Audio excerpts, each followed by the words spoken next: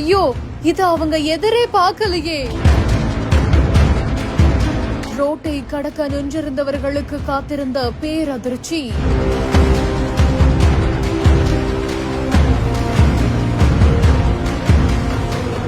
இமைக்கும் நொடியில் தடுப்பு கட்டையை உடைத்து யமனாக பாய்ந்த வேன். வெளியாகியுள்ள பதைக்க வைக்கும் சிசிடிவி காட்சி.